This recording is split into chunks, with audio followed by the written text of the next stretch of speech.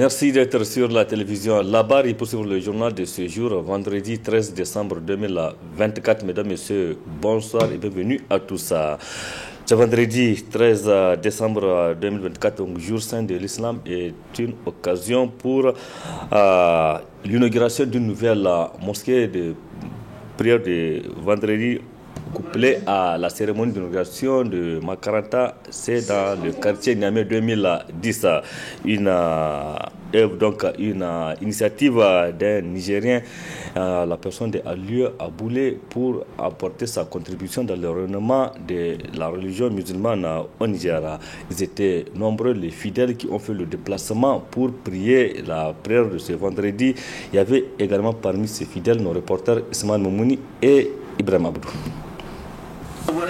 Vendredi, jour saint de l'islam, les fidèles du quartier Niamey 2000 ont convergé au niveau de cette mosquée flambant neuve érigée par un croyant répondant au nom de Aliou Aboulé pour la prière du vendredi, inaugurant ainsi ce lieu de culte.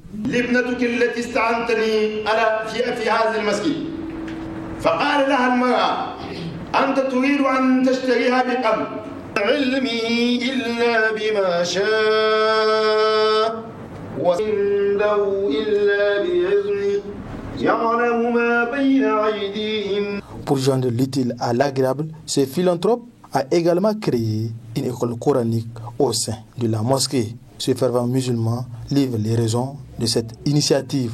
La mosquée, c'est ce qui m'a motivé d'abord en tant que musulman. Moi, je suis musulman de naissance, mais je suis aussi musulman pratiquant. J'ai cru en la religion. Pas parce que je suis d'une famille musulmane, parce qu'on peut être de père et de mère musulmans et faire le choix de ne pas être musulman. J'ai fait le choix d'être musulman parce que je crois. L'islam, c'est la religion de la vérité.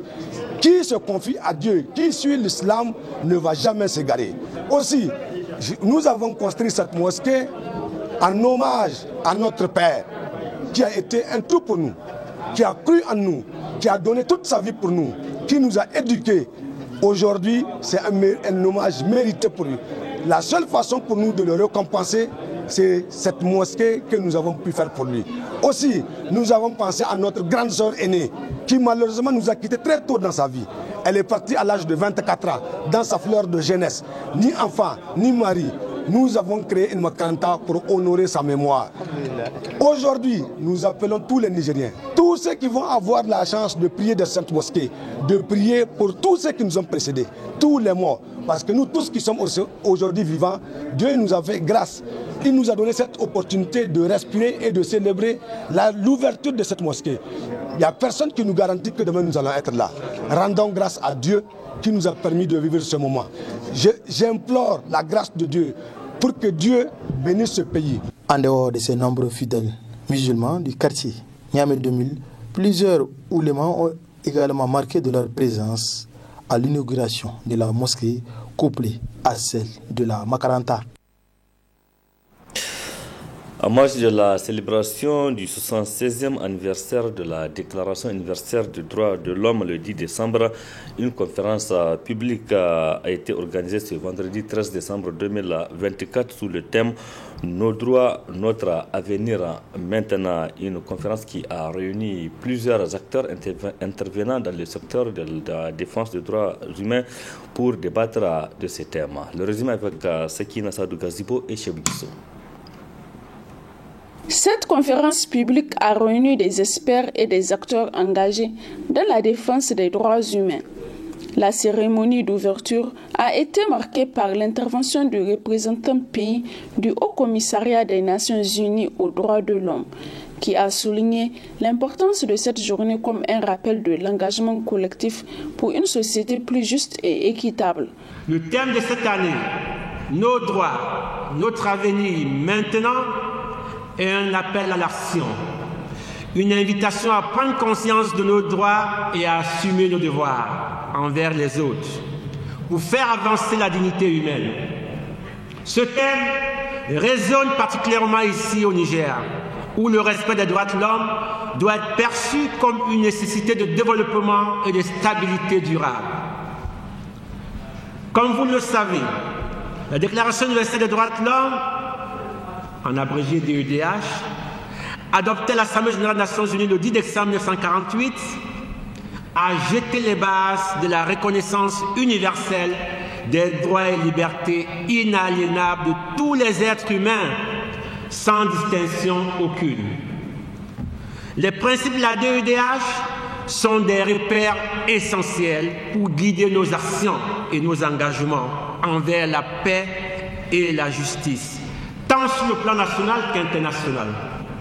Aussi, cette conférence s'inscrit-elle dans le cadre des efforts du gouvernement nigérien déployés pour renforcer l'inclusion sociale et la protection des droits humains, en totale cohérence avec l'objectif du développement durable numéro 16, qui vise à promouvoir la paix, la justice et des institutions efficaces, et le programme de résilience pour la sauvegarde de la patrie, qui met l'accent sur l'importance de créer une société plus inclusive, fondée sur des principes de respect des droits humains et d'égalité des chances pour tous. Quant au secrétaire général du ministère de la Justice et des Droits de l'Homme, a réaffirmé le soutien de l'État en faveur de la promotion et la protection des droits de l'homme au Niger.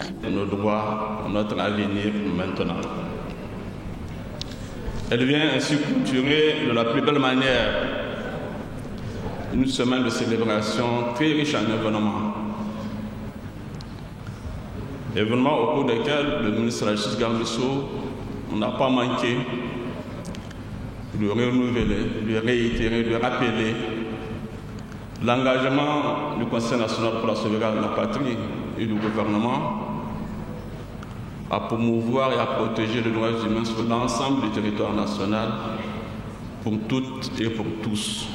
Le thème de cette année, nos droits, notre avenir maintenant, c'est un thème évocateur, c'est un thème interpellateur, c'est un thème qui appelle à l'action, qui appelle à la responsabilité des uns et des autres, et nous devons en être pleinement conscients, qu'on a rappelé tout de suite le représentant du Haut Commissariat des Nations Unies aux droits humains. Sans être trop long, je n'ai qu'à souhaiter à toutes et à tous de fructueux échanges. Je déclare ouverte la conférence publique sur le thème nos droits, notre avenir maintenant. Au menu de cette conférence, plusieurs panels de haut niveau animés par des experts nationaux et internationaux. Il s'agissait à travers cette conférence de rappeler que les droits de l'homme sont non seulement un héritage universel, mais également une responsabilité partagée essentielle à la construction de l'avenir. Restons dans le même ordre d'idées pour parler de cette initiative du rassemblement des acteurs pour la promotion et le respect du droit international humanitaire et des droits de l'homme, Raza Press, qui a organisé hier soir la première édition du concours écrit sur le droit international humanitaire, un concours dénommé Plume humanitaire. Retrouvons Nafissé Haya et Sadoumi.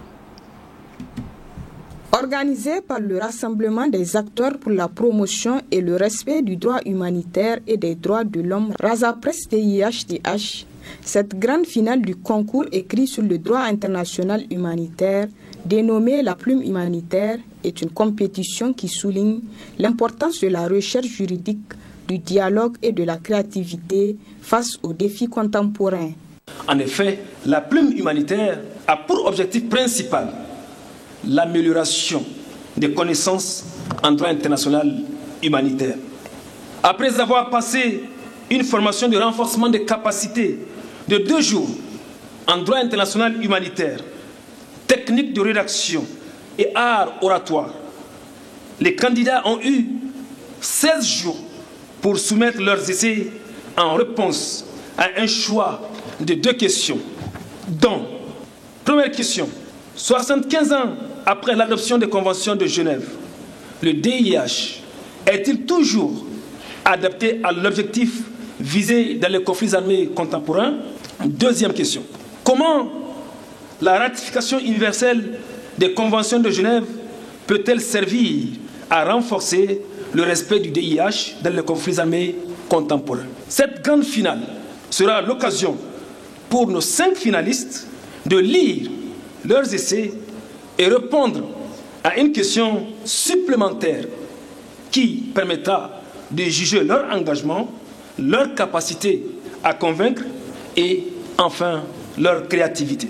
Organisée avec le soutien financier de la coopération suisse, cette première édition de la plume humanitaire s'inscrit dans le cadre de la commémoration du 75e anniversaire des conventions de Genève. Le gouvernement suisse, que je représente aujourd'hui ici, est toujours dépositaire de ces conventions. Car, vous l'aurez compris, Genève est en Suisse, Genève qui est le siège du CICR, dont le nom, les conventions portent le nom, qui est aussi le siège de la Fédération internationale des Croix-Rouges et de multiples organisations, dont le Haut Commissariat pour les droits humains. Donc, ce rôle de dépositaire des conventions confère à la Suisse une certaine responsabilité, surtout administrative, comme la tenue de la liste des hautes parties contractantes ou encore la transmission et la conservation des textes. Cependant, nous ne sommes pas responsables seuls de la mise en œuvre des conventions et du respect du droit international humanitaire, puisque ceci relève de la responsabilité de l'ensemble des États signataires et qui l'ont ratifié. Adoptées en 1949, les conventions de Genève représentent un engagement universel en faveur des principes d'humanité en temps de conflit armé, a rappelé la représentante du ministre de la Justice et des Droits de l'Homme, garde des Sceaux, en ouvrant les travaux de ce concours. Ces traités consacrent une protection pour les civils, les personnes privées de liberté, les blessés et toutes celles et ceux qui ne participent pas ou plus aux hostilités. Pour le Niger, ces principes ne sont pas de simples obligations internationales. Ils résonnent profondément avec nos valeurs et traditions. Chers candidats, vous représentez l'avenir des principes humanitaires. Votre participation à la présente compétition n'est pas simplement académique, c'est une contribution au monde plus humain. J'encourage chacun de vous à aborder ce concours avec curiosité intellectuelle et un profond sens de responsabilité. Riche en couleurs et en animation, le clou de cette première édition du concours écrit sur le droit international humanitaire a sans nul doute été la remise des prix aux 5 finalistes qui ont exposé leur essai devant un jury composé de plusieurs membres. Et c'est M.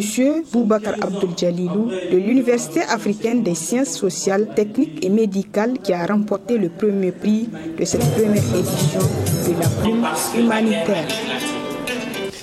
Félicitations donc à l'heureux distingué et vivement l'édition 2025. Une nouvelle compagnie aérienne a officiellement lancé ses activités au Niger. Il s'agit de Kangala Air Express du Burkina Faso, une compagnie qui vient ainsi contribuer au déplacement des Nigériens et d'autres citoyens, notamment vers plusieurs destinations de la sous-région. La cérémonie a été officiellement présidée ce vendredi par le secrétaire général du ministère des Transports et des Équipements en présence de nos reporters Asma Oussedou et Saroudoumi. Faciliter le transport aérien entre les pays membres de l'AES, tel est entre autres objectifs assignés à l'avènement de la compagnie Kangala Air Express, une compagnie dont nous parle l'un des responsables. Kangala Air Express est une jeune compagnie, je dis jeune parce qu'elle a vu le jour en 2023.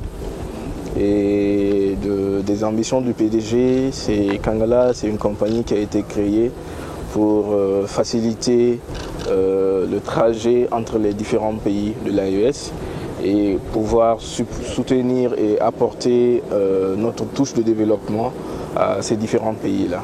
Principalement, c'est les pays de l'AES, à savoir le Burkina, le Mali et le Niger.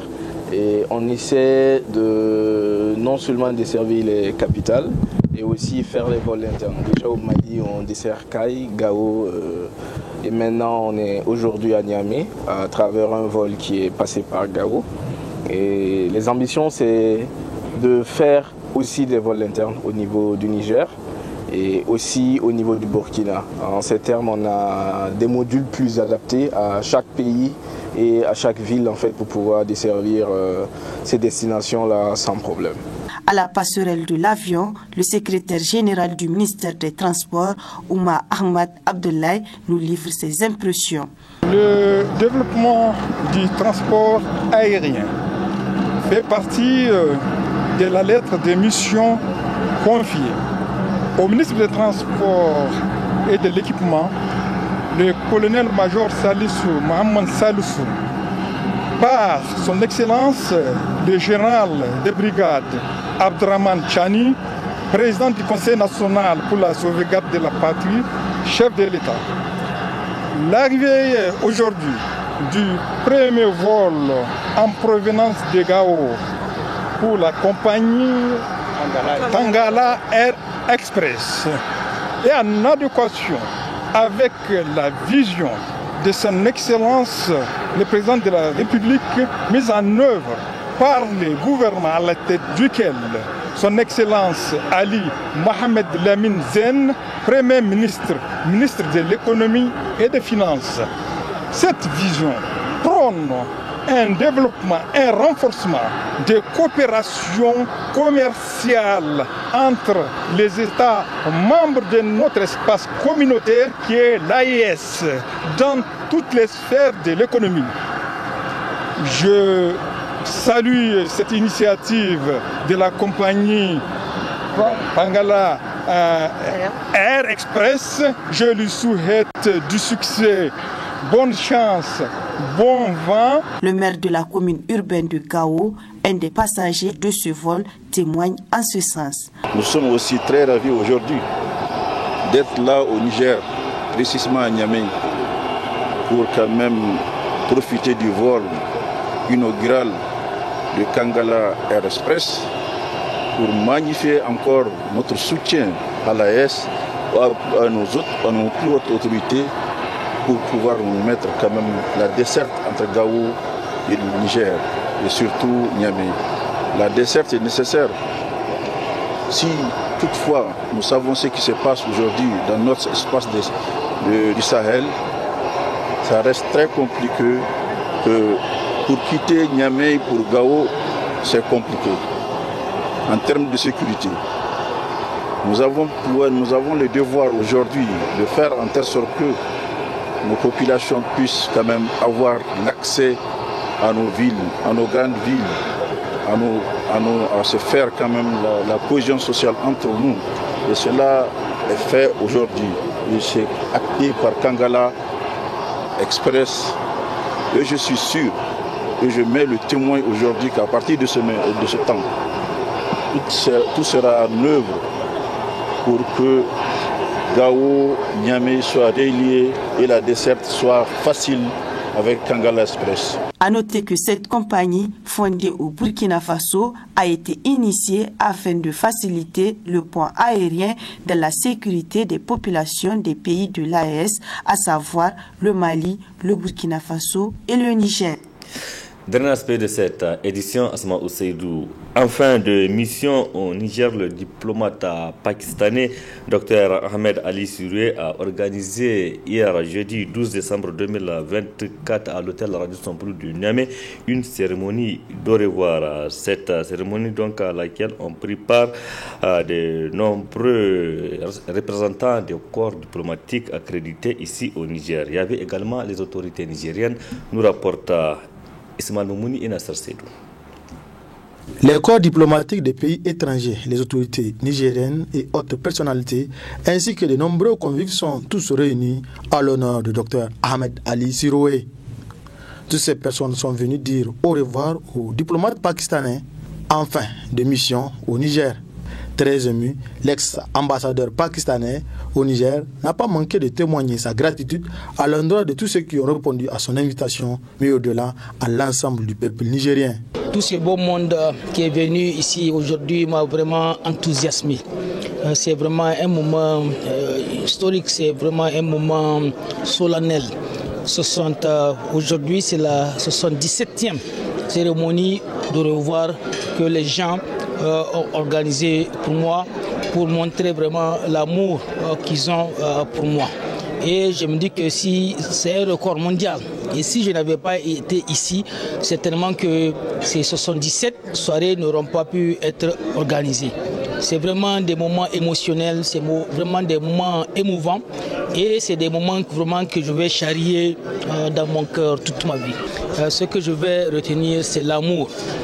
L'amour que je porte pour le peuple du Niger tout entier et l'amour que le peuple du Niger tout entier m'a démontré. Et cet amour-là, vraiment, c'est au sens large et c'est un amour profond, un amour qui vient vraiment de toutes les couches socio-professionnelles du Niger, secteur et des membres gouvernementaux, et l'amour au niveau vraiment de toutes les couches sociales du Niger. Et c'est cet amour-là que je vais encore porter dans mon cœur à mon retour.